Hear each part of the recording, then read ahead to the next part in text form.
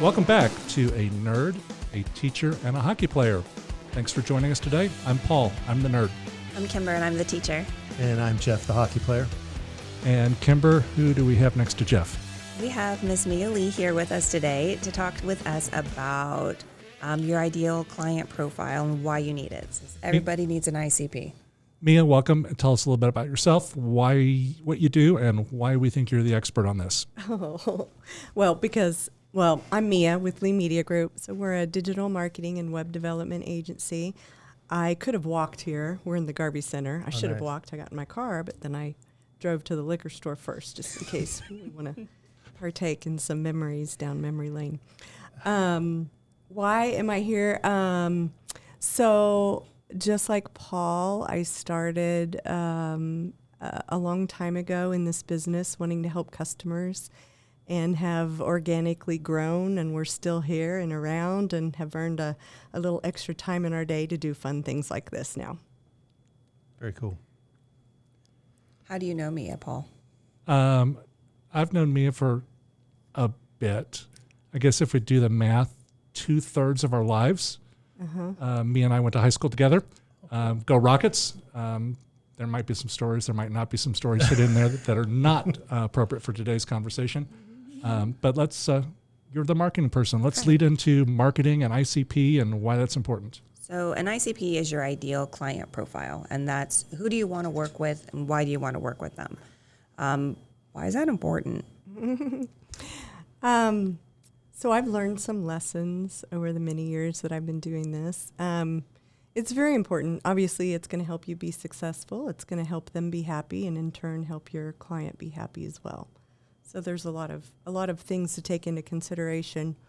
I think obviously when you're getting to know a new client or deciding to work with them, you need to figure out, just take some common sense strategies to it. You know, is this person going to make sense for the goals that we're going to try to help them reach? No, I have a lot to think about, but just having to talk right off the bat, I'm not. No, I get winging it very good. Well, then I'm actually going to distract you, and we're going to talk about the T-shirt that Kimber has on. So I had to back up. Now you can't hear me. So introverted, but willing to talk about plants. That ties into the ideal client profile for me. We do a lot of hiking, and we were on a hike, and some guy was like, "Oh, I love your shirt." And I'm excited to talk to him about these plants that are native to this area. And he's like, "I found some mushrooms." I'm like, "Oh, not the same thing, guy. I am not who you want to be talking to." Were they those Morel mushrooms, or I don't know. He had eaten some of those mushrooms that he had found, and so no longer anything that he said made sense. Back to the 80s. Yeah, I was like, all right, well, I'm going to keep on hiking. Jeff, tell us about the shirt you have on today. Soundgarden, a band that I really have enjoyed. Unfortunately, of course, Chris Cornell's no longer with us. But the cool thing about this shirt was I got to see them with Nine Inch Nails and Soundgarden at Red Rocks Amphitheater. And if anybody's ever been to Red Rocks, it's like a bucket list venue. So really, really neat show. Okay, Mia, tell us about the shirt you have on. I'm wearing what I listened to a lot of in the 80s, AC/DC around the bonfires in the fields that we used to go to because we were in a small town, and that's what we did for fun. You said Rockets, right? Yes, sir. Rose Hill? Rose Hill Rockets. Okay. Rose Hill Rockets. Home of the Rockets. Okay, so that helped me connect the dots with the being out in the sticks. So small town. Yeah. And I'm wearing a simple T-shirt that says "Work hard and be nice." It's actually the title of an album and a song by Michael Franti. Saw it on the album cover the other day and thought, I need to have that shirt. It also kind of goes along with the family motto, or what we see a lot about around the house, and a good business strategy, and just don't be a dick.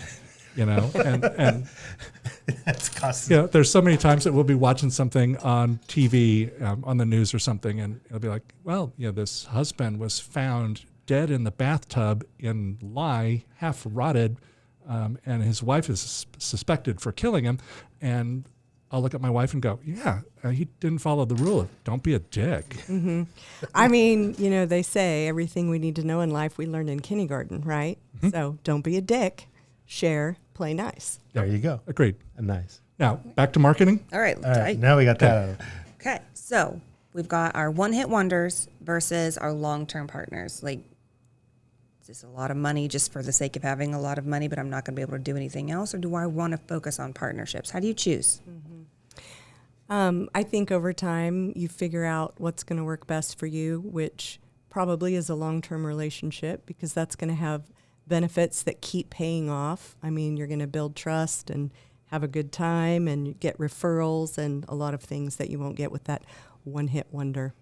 And that consistent income, the fact that you can count on that particular client Absolutely. to work with you this year, next year, the year after, that as those continue to grow and kind of snowball, allows you to continue to grow your business and add more staff and expand. Mm-hmm. Even another benefit, not just recurring income, but I mean, upselling to your current client is way more beneficial than trying to get a new client. Yeah. So, and you can do that if you have the same client year after year. I mean, websites need to be rebuilt. There's new accessibility standards. So you hit your consistent clients that you have in your database before you try to sell to someone else. Easier to keep them than get the new ones, huh? It is. They say that. They say that. It's true. It is. It is true. It is. So this may come with that, the more you do it, the better you get. But you can't be everything for everybody, and you shouldn't want to be. Mm-hmm.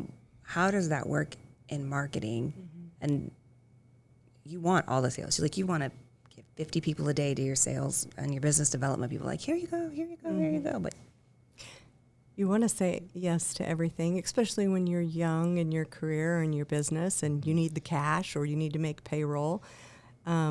But, as you get older, you realize that if you're trying to do everything and not saying no, you're going to be diluting your skills or, your outcomes and your goals to those customers. So it's better to say no and focus on what you're good at and get even better at it.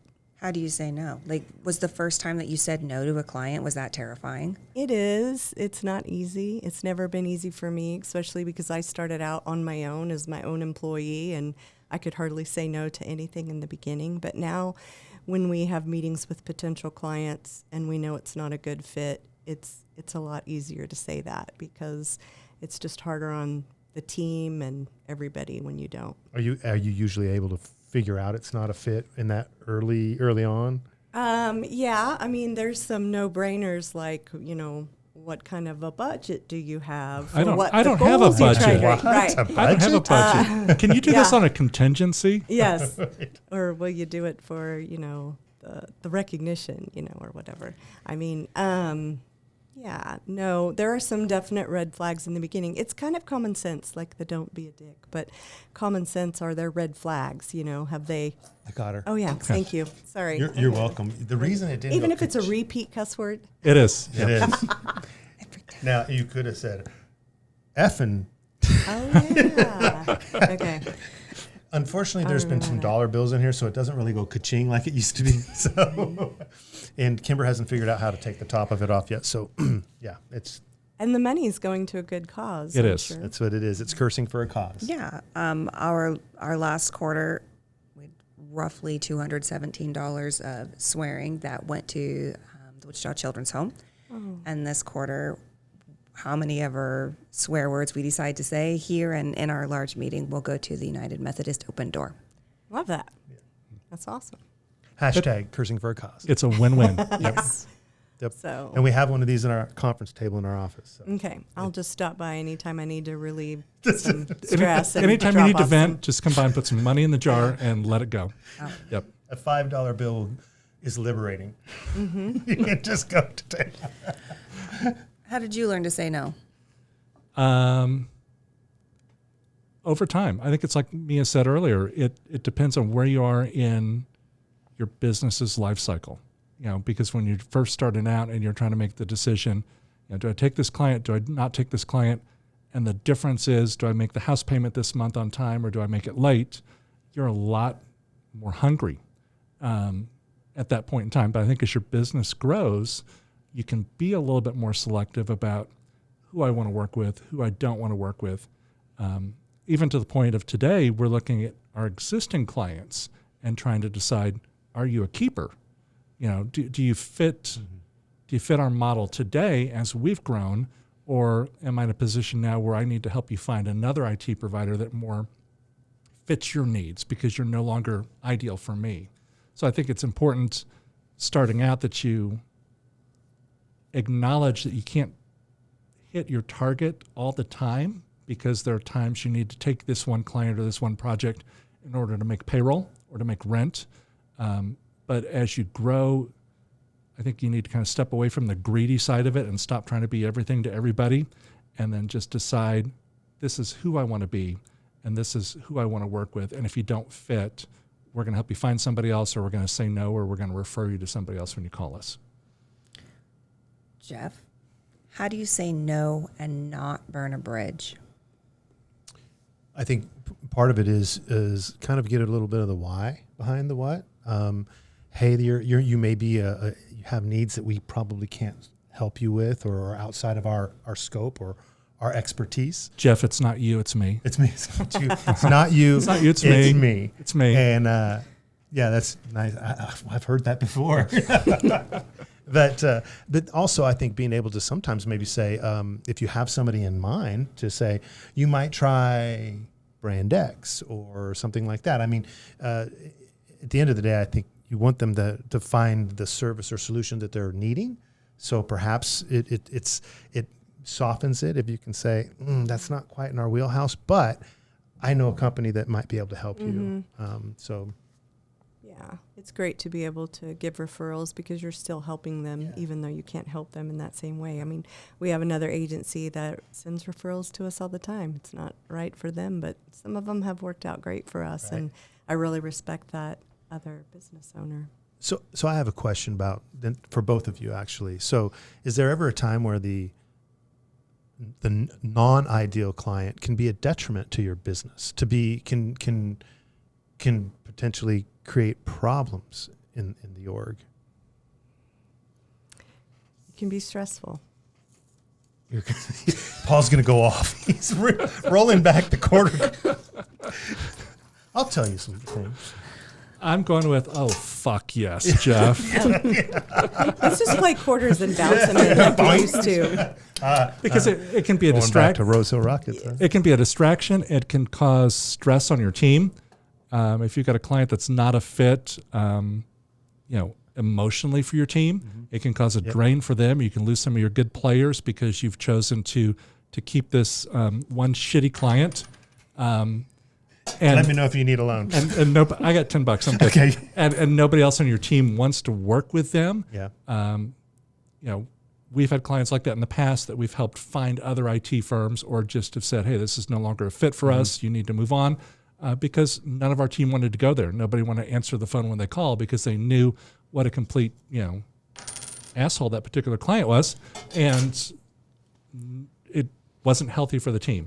Right. So at times you have to look beyond the greed of, the short term, hey, this guy's paying me, and you have to look at the bigger picture and the health of your team, the health of the organization, and the productivity of the organization.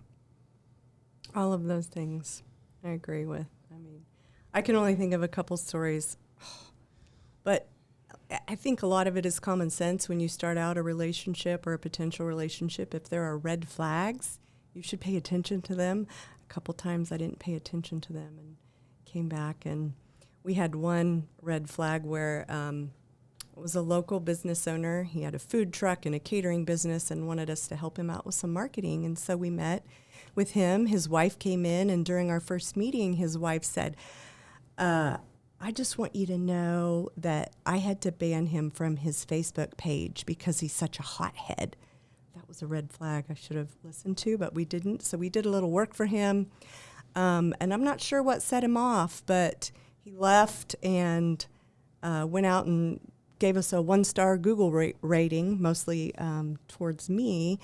And he didn't pay his last invoice. And so we looked at his Google profile, and he had a habit of giving 1-star reviews to local businesses all over town. And it was so disappointing, but it fit the pattern. Right. So that was a red flag that, I saw early on, but paid the price. So just kind of a lifetime hater that wound up as a client of yours for a little bit. Apparently. That would be what we call a dick.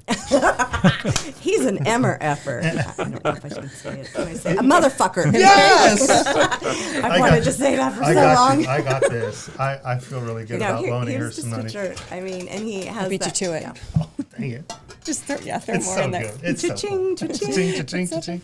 But that brings up an interesting point, though, about when you start looking at a client and start engaging deeper with a client or a prospect, do you need to do a little bit of due diligence and check out who their exes are, for lack of a better term? Some and Facebook stalking, huh? Yeah. I mean, yeah. And he also had made a comment. There were several red flags, but another one was, I fired my last 2 agencies. Okay, well, look into that. Go out and read the Google reviews he wrote about them, and it doesn't seem like it was legitimate. So you guys would have saved a potential negative review if you just said, I don't think we're a good fit. For sure. Yeah. Wish I would have. It was right after COVID, though, and it was kind of hard to say no. And Circumstances, and I think that also plays a part in it. Mm-hmm. I know in the business that we're in, managed IT services, sometimes the whale can sink the boat. Mm-hmm. If you go harpoon a whale, a client that is so